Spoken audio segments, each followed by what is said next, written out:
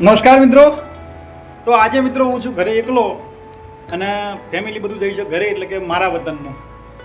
મારા નોકરીમાં રજાનું સેટિંગ થાય એમ નથી, તો આજે વર્ષો પછી હું આજે રસોઈમાં હાથ અજમાવું છું અને જેવું આવડે એવું પણ આજે જાતે જ ઘરે બનાવીને ખાવું છે.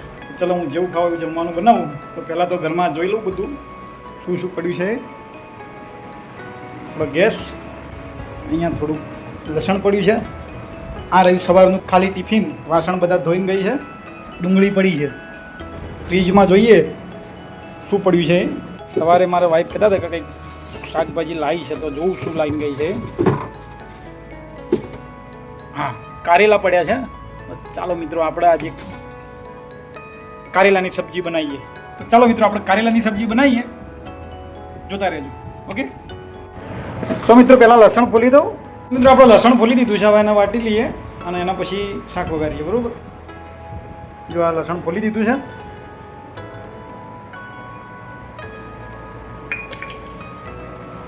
हमें भी थोड़ी थोड़ी रसोई बनानी आती है. ચાલો હું લઈ લીધી છે શાકભાજી, ડુંગળી, ધાણા, 2 મરચાં, આદુના 2 ટુકડા અને 3-4 કારેલા. હવે આ બધું હું કટિંગ કરી દઉં, પછી વઘારીને સબ્જી બનાવું છું. ઓકે,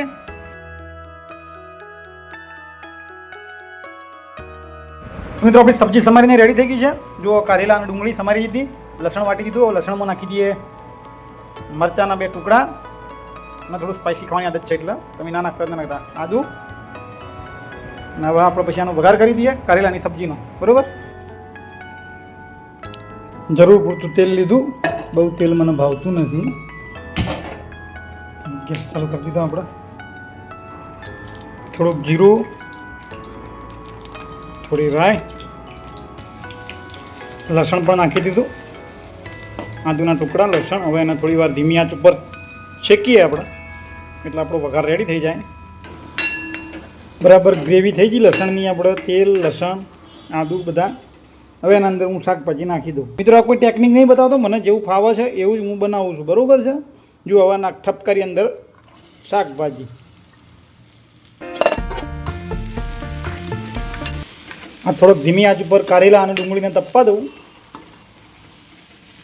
પેલા બરાબર મિક્સ કરી દઉં હલાઈને.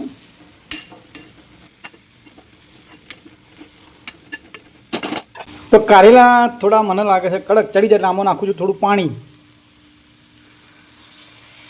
મિત્રો પાણી એટલે નાખ્યું કે ઘણીવાર લોકો કારેલાને થોડા બાફી દે અને પછી એને વઘારતા હોય છે. મેં ડાયરેક્ટ વઘાર્યા છે, ફ્રાય કર્યા છે, એટલે અંદર સહેજ એક અડધા ગ્લાસ જેટલું પાણી નાખ્યું કે જેના કારણે કારેલા અંદર બરાબર ચડી જાય. બરાબર છે, એટલા માટે મેં પાણી નાખ્યું છે. બાકી બીજો કોઈ આમાં આ થોડી બુદ્ધિ વાપરી છે. બાકી મને રસોઈનું તો એટલું બધું નહીં ખાવતું, પણ હા જેવું આવડે છે એવું આજે જાતે બનાવ્યું છે ને ખાવું છે. એટલા માટે આજે ગમે તેવા કારેલા બને, પણ મને તો આમાં કોઈ જ ભૂલ દેખાવાની નથી. તમને મિત્રો આ મારી બનાવવાની પદ્ધતિમાં કોઈ ભૂલ દેખાઈ હોય તો કોમેન્ટ જરૂર કરજો. બાકી મને તો આમાં બિલકુલ સર્વગુણ સંપન્ન લાગે છે મારી સબ્જી. બરાબર છે. ચલો થોડી વાર એને ધીમી આંચ ઉપર છે ને ફરી એકવાર બરાબર મિક્સ જુઓ, થોડા ઢળી ગયા.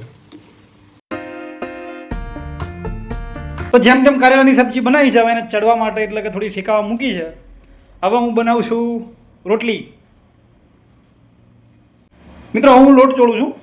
જુઓ તૈયારી બધી કરી લીધી છે. આ લોટ, આ તબડકામાં લોટ ચોળીશ. લોટમાં મિક્સ કરવા પાણી, આ થોડું અટાણું કે આ નમક, આટલી મને થોડી ખબર છે. હવે આપણે જેમ તેમ લોટ બાંધી દઈએ. આ પાછો મારો સ્પેશિયલ લોટ છે જુવાર, જવ અને રાગીનો. એ મારા વાઈફે બનાવ્યો છે.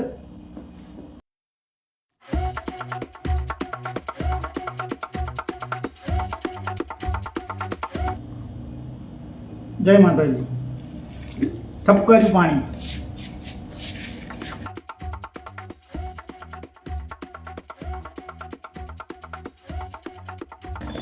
મિત્રો રસોઈ બનાવું છું એટલે ઘરવાળાની બહુ યાદ આવે છે.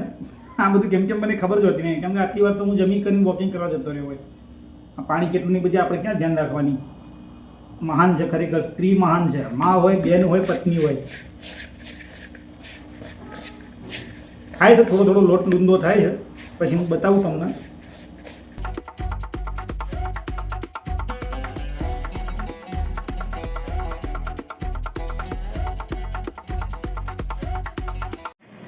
તો મિત્રો સબ્જી લગભગ બની ગઈ છે અને લોટ પણ ચોળાઈ ગયો છે.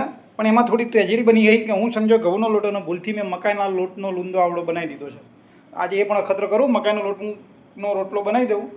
જો આપણે તવી મૂકી દીધી છે, ગેસ પર ગરમ થાય એટલે મકાઈનો લોટનો રોટલો બનાવી દઈએ, બરાબર. અને અહીંયા આપણું સબ્જી પણ તૈયાર થઈ ગઈ છે ને. તો મિત્રો મારા વાઈફ મકાઈનો રોટલો મોટા ભાગે આ રીતના થરપડીને જ બનાવે છે અને બની ગયો. જય માતાજી, ભગવાનની કૃપા.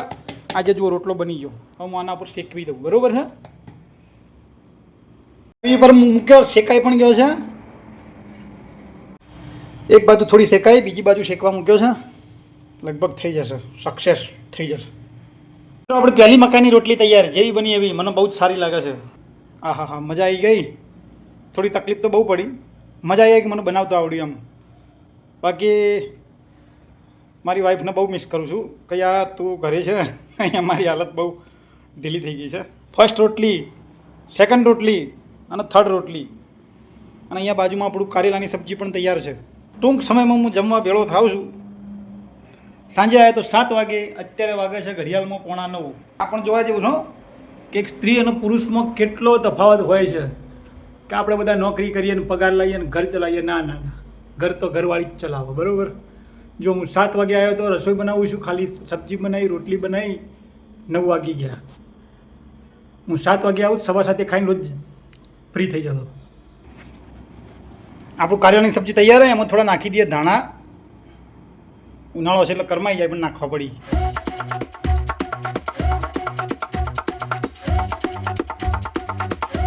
મિત્રો જમવાનું રેડી છે, મેં બનાવી દીધું છે. હવે હું પીરસી તો જાતે ટેબલ ઉપર ને જાતે જ જમી લઉં. જુઓ ગેસ પર શાક બનીને રેડી છે, મકાઈના VIP રોટલા, અને હું જમી લઉં. ચાલો મિત્રો હું જમી લઉં. જો આપણી થાળી પ્લેટ તૈયાર છે ટેબલ પર. જુઓ કારેલાનું શાક, મકાઈના રોટલા. જોઈ લો. આજે વર્ષો બાદ સને લગભગ 2014માં મેં 2-4 વાર જમવાનું બનાવેલું. એ વખતે પણ મારી વાઈફ પ્રથમ બેબીના જન્મ વખતે ઘરે હતા. તો આજે થયું 2026 એટલે 12 વર્ષે ફરી મેં રસોઈમાં હાથ અજમાયો. થોડી તકલીફ પડી છે, પણ મિત્રો કંઈ ભૂલચૂક થઈ હોય આમાં બનાવવામાં કે કંઈ ખામી હોય તો મને કોમેન્ટ કરજો. ચાલો હું જમી લઉં. ઓહો, કડક કડક રોટલી છે મકાઈની તો.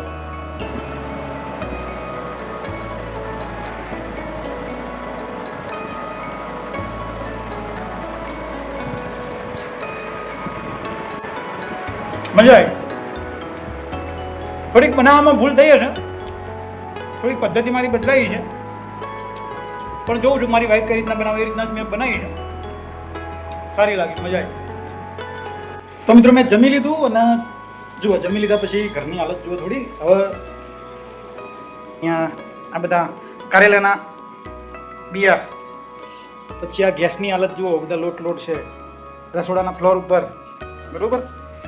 વેલણ પડ્યું છે. અને હવે સૌથી વધારે અગત્યની વાત કે મને જો રસોઈ બનાવવા કરતો કોઈ વસ્તુનો બહુ કંટાળો આવતો હોય એ છે આપણે વાસણ કરવાના. જો પણ વાસણ એમ કરી દઉં, આજે બધું પૂરું જ કરવું છે. જુઓ નળ ચાલુ છે, પાણી ઉભરાય છે. આ 2 તગારા છે, એકમાંથી ધોઈને બીજામાં મૂકીશ, બરાબર. તો હવે હું વાસણ કરી લઉં. મિત્રો વાસણ પણ કરી દીધા. જો આ તગારું ભરીને. મિત્રો આ થોડું રસોડું સાફ થાય છે.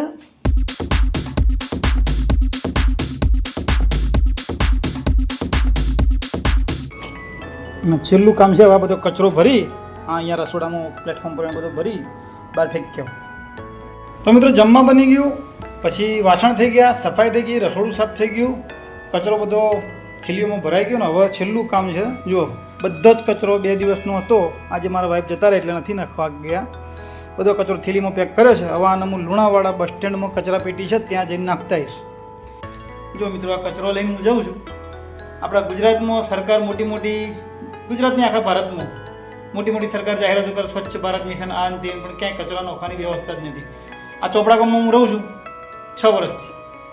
6 વર્ષથી રોજ હું કચરો થેલીમાં લઈ અને લુણાવાડા બજારમાં જઈને કચરા પેટીમાં આનો નિકાલ કરું છું.